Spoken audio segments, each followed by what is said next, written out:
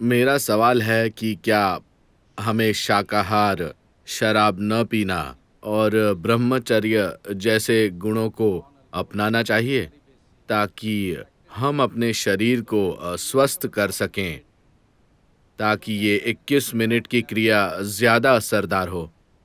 देखिए, मैं हमेशा से यही कहता रहा हूं, खाना खाने में नैतिकता कहां से आ गई? भोजन शरीर के लिए है।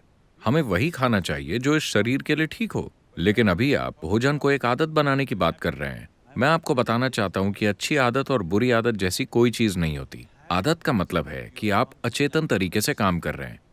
अगर आप अनजाने में चीजें कर रहे हैं तो ये बुरी बात है, क्योंकि इंसान होने का मतलब ही ये है कि हम चीजों को जागरूकता के साथ कर सकते हैं। That is the beauty of being human, that we can do everything consciously. इंसान होने की सुंदरता यही है कि हम हर चीज जागरूकता के साथ कर सकते हैं।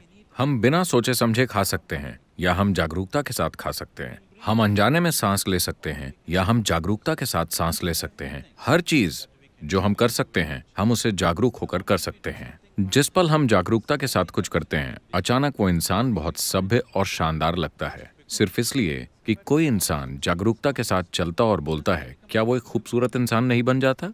हाँ या ना? बस इतना ही। तो हम आदतें बनाने की कोशिश क्यों कर रहे हैं जैसे कि ये कोई अच्छी चीज है? आदत का मतलब है तय चीजें, जहां आपको सोचना नहीं पड़ता। आप सुबह उठिए और ये आपके साथ हो जाता है।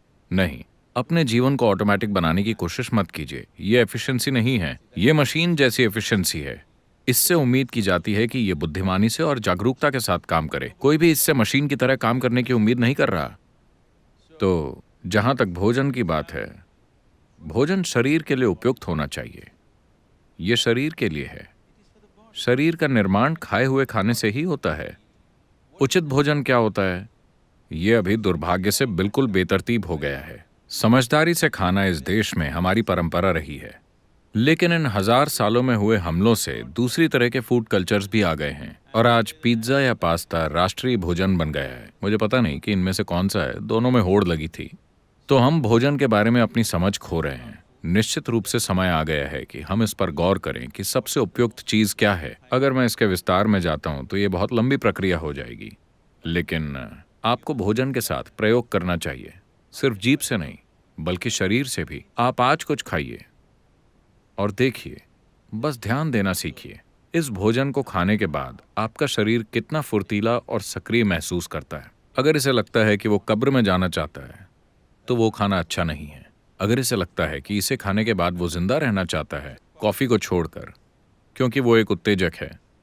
अगर आप खाना खाते हैं और आपका शरीर बहुत फुर्तीला और जीवंत महसूस करता है, तो उसका मतलब है कि ये अच्छा खाना है। अगर आप कोई चीज खाते हैं और शरीर सुस्त महसूस करता है, तो इसका मतलब है कि ये इसे पसंद नहीं है, इसे इसके साथ परेशानी हो रही है।